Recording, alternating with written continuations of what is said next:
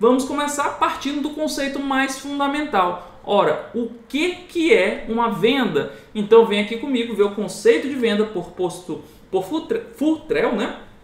Venda é um momento de interação entre vendedor e cliente, no qual, por meio de um processo de comunicação pessoal, o vendedor identifica e satisfaz as necessidades de um comprador. Então preste atenção aqui, a venda é um momento de interação entre vendedor e cliente.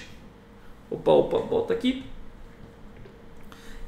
Vendedor e cliente. Então existe aí uma interação pessoal, né? Na qual, por meio de um processo de comunicação, ou seja, o vendedor vai estar interagindo, vai estar perguntando do cliente, né? O que o vendedor vai fazer? Ele vai identificar as necessidades do cliente e aí vai conseguir satisfazê-las. Então, venda, gente, é essa interação, essa comunicação que existe entre um vendedor e um cliente. É claro que existem hoje, né, canais remotos de vendas. Você consegue aí fazer uma compra, né, sem ter contato com ninguém. Mas o processo tradicional de vendas, né, uma loja física, aí existe essa interação entre vendedor e cliente. E o que vai acontecer nessa interação? O vendedor ele vai identificar as necessidades do cliente e vai buscar satisfazer essas necessidades. Gente, por favor, desde esse primeiro momento, a gente vai enfatizar o tempo todo ao longo da aula,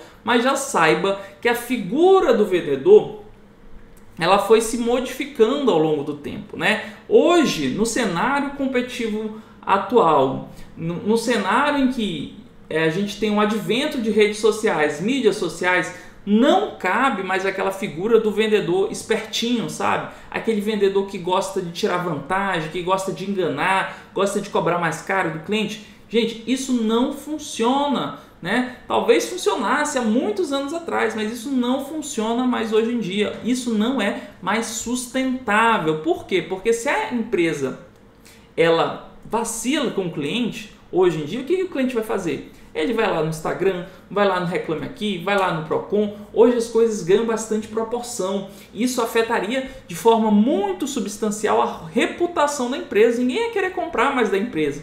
Se você faz compra pela internet, você provavelmente tem alguns cuidados, né? Como eu adquiri esses cuidados também. Às vezes, quando eu vou comprar numa loja online que eu não conheço, uma das primeiras coisas que eu vou procurar lá é justamente o Reclame Aqui, né? Boto lá no Reclame Aqui quais são os tipos de reclamação que os clientes apresentam em relação a essa empresa, né? E a gente consegue ali avaliar, poxa, é uma empresa segura, é uma loja confiável, né? Então a gente consegue ter esse tipo de referência.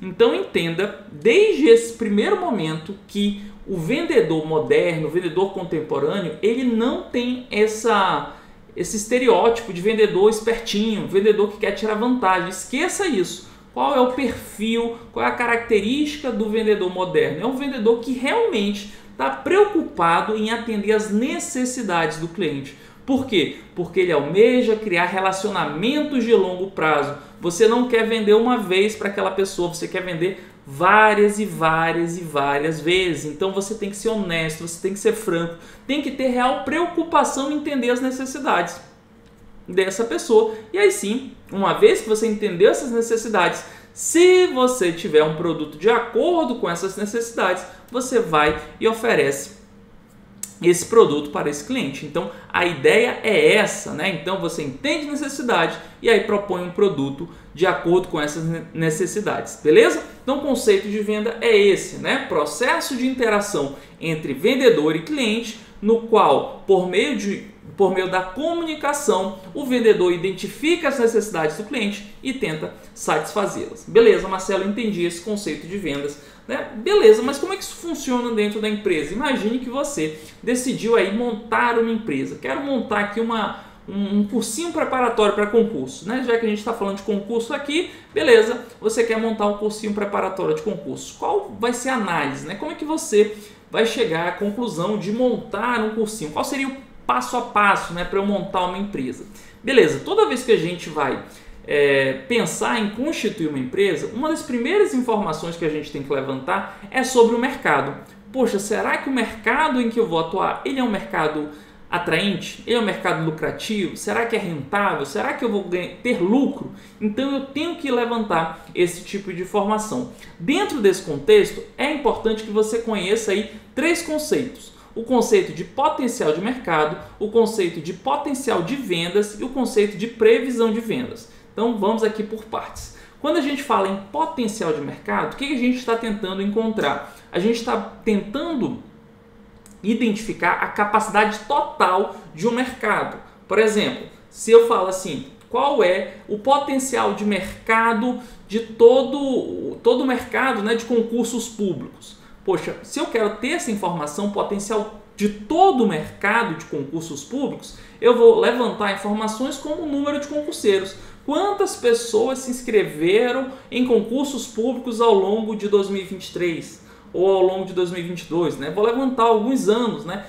Qual o número de concurseiros, ou seja, pessoas que se inscreveram em concursos públicos. Esse seria o meu potencial de mercado. Concorda que eu não vou conseguir vender material de preparação para concursos para pessoas que não fazem concurso? É muito improvável, né? Então, meu potencial de mercado, ou seja, o máximo que eu vou conseguir vender é para todos os indivíduos que se inscreveram em algum concurso. Beleza? Então essa é a lógica. Então o potencial de mercado é a capacidade do mercado brasileiro no ramo da atuação da empresa. Estimativa que vai refletir a situação econômica do momento. Então é a capacidade máxima de todo o país na atuação da empresa. Dentro do nosso exemplo, qual é o nosso ramo? Preparatório para concurso. Então eu vou ver quantos indivíduos existem aí que se inscrevem em concursos. Beleza, só que essa é a primeira informação.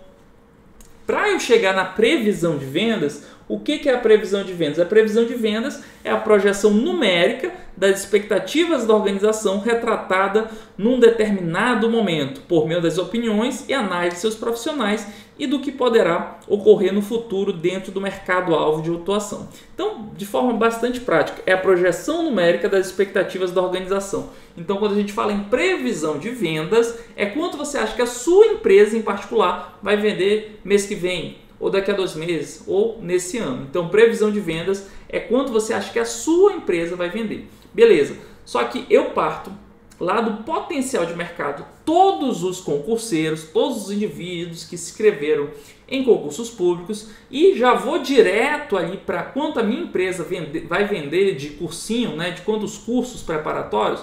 Não, né? Muitas vezes os autores eles descrevem também um conceito intermediário, que é o de potencial de vendas, tá? Não são todos os autores, mas alguns autores falam sobre esse conceito de potencial de vendas. O que seria o potencial de vendas? O potencial de vendas seria, dentro de todo o mercado, dentro do potencial de mercado, quais são os indivíduos que estão propensos a comprar algum produto para satisfazer sua necessidade. Então, de maneira um pouco mais prática, qual é o meu potencial de mercado? Todos os concurseiros, todas as pessoas que se inscreveram em concursos públicos. Beleza, de toda essa galera, de todo esse mercado, quantos indivíduos estão propensos a comprar um curso ou um material para se preparar para concursos públicos? Porque você concorda que nem todas as pessoas que se inscreveram em concursos públicos estão dispostas a comprar o material? Vai ter gente que vai achar, poxa, não quero gastar dinheiro com curso, eu acho que não vale a pena, né? Então vai ter uma galera que faz isso, vai ter uma galera que diz, eu me inscrevi, mas eu não estou disposto nem a estudar, o que dirá comprar alguma coisa para estudar, né? Então vai ter uma galera que só se inscreve e vai lá no dia fazer a prova. Então não dá para dizer que todo o potencial de mercado, ou seja, o máximo, né?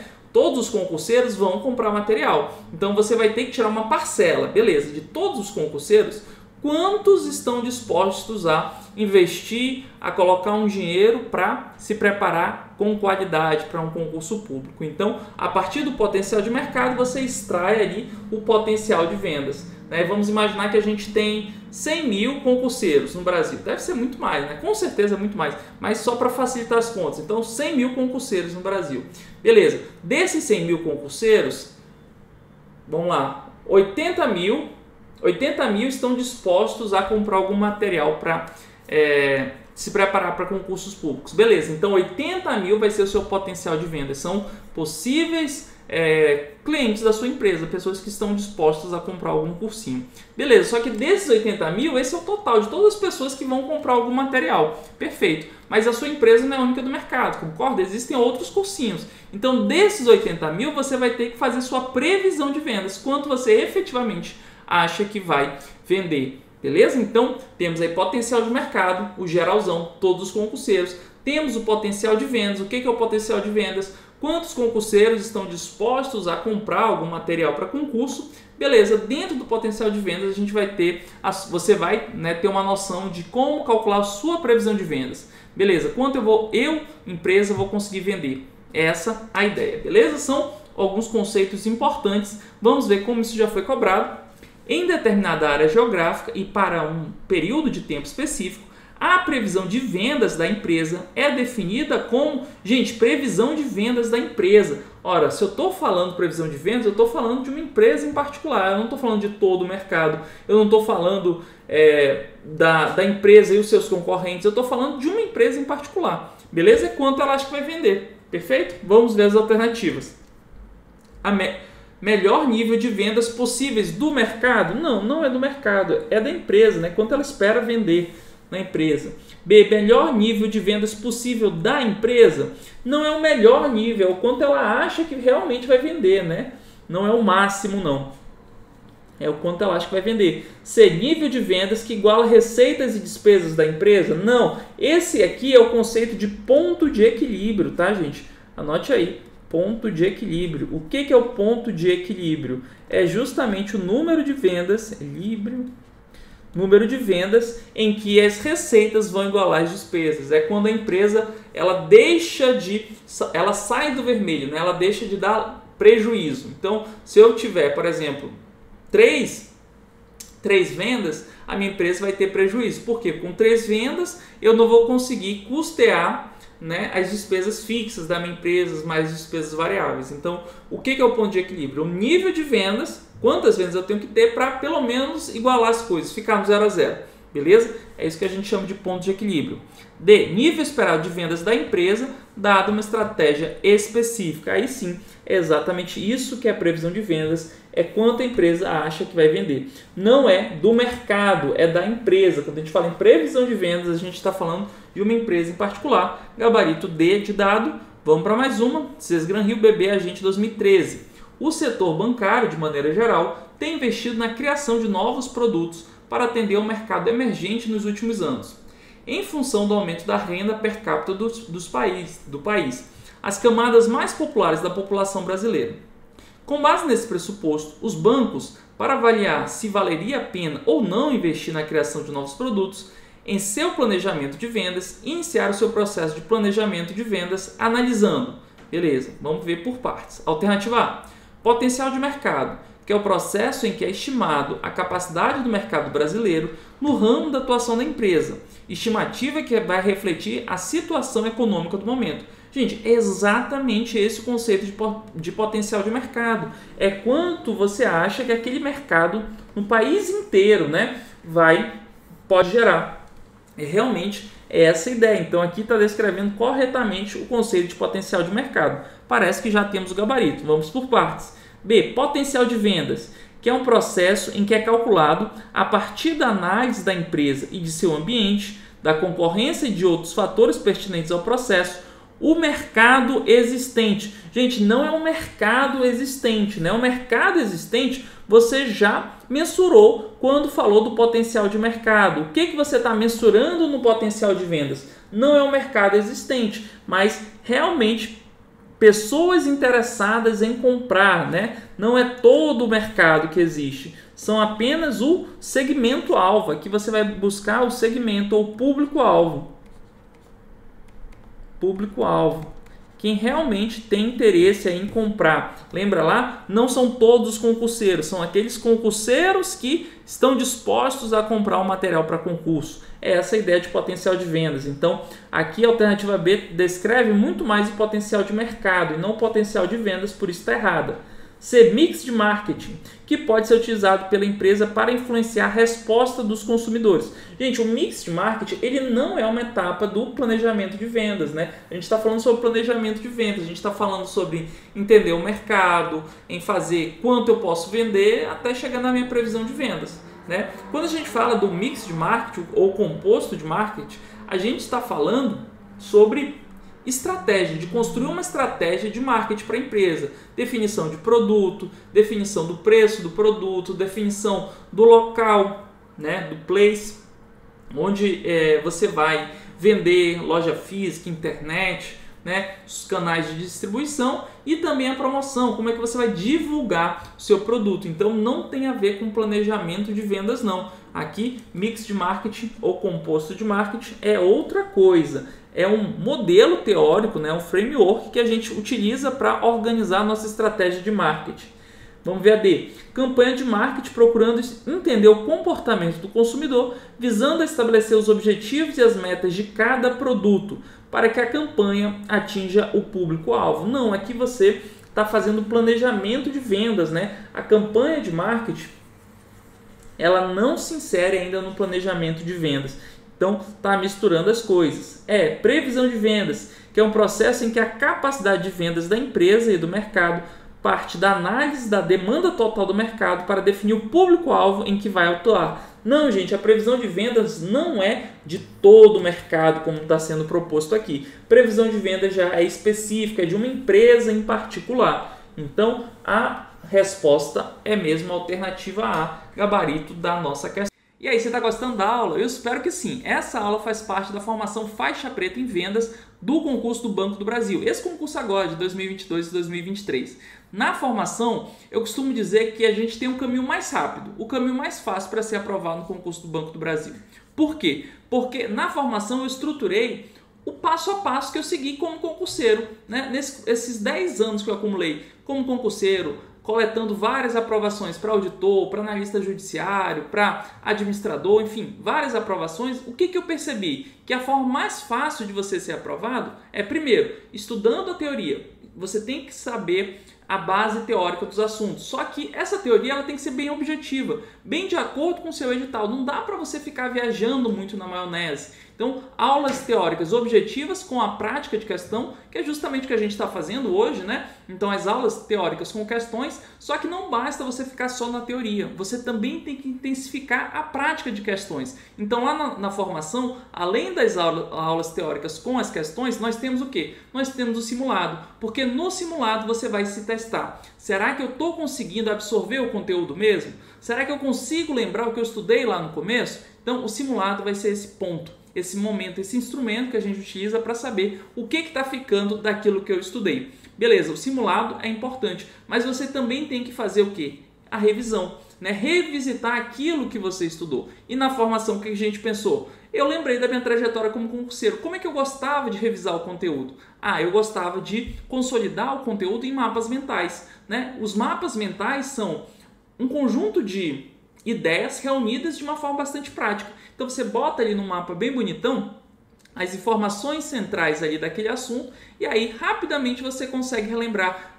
Eu estudei isso, é verdade, é assim, assim. Então o mapa mental ele ajuda muito na revisão e foi por isso que a gente definiu. Na formação a gente vai ter mapas mentais bem caprichados, né? Feitas aí por uma design, eu faço todo o conteúdo e ela deixa bonitão, né? Então é o melhor para te ajudar na revisão. Aí eu pensei, poxa, no conteúdo lá do Banco do Brasil tem legislação, né? E é um saco estudar legislação, né? Ficar ali, lei por lei, artigo por artigo é maçante. Como é que a gente pode fazer esse estudo de legislação se tornar mais atraente? Aí eu pensei, era o que eu fazia. Eu utilizava flashcards, né? Os flashcards, eles tornam o estudo da legislação mais interessante porque é como se você estivesse fazendo várias pequenas questões o tempo todo sobre os principais artigos daquela resolução ou daquela lei. E eu falei, então na formação a gente vai utilizar principalmente flashcards. Vamos ter a aula, sim, da legislação, mas vamos utilizar os flashcards para os alunos intensificarem, porque foi assim que eu aprendi, então eu tenho certeza que eles vão aprender melhor dessa forma.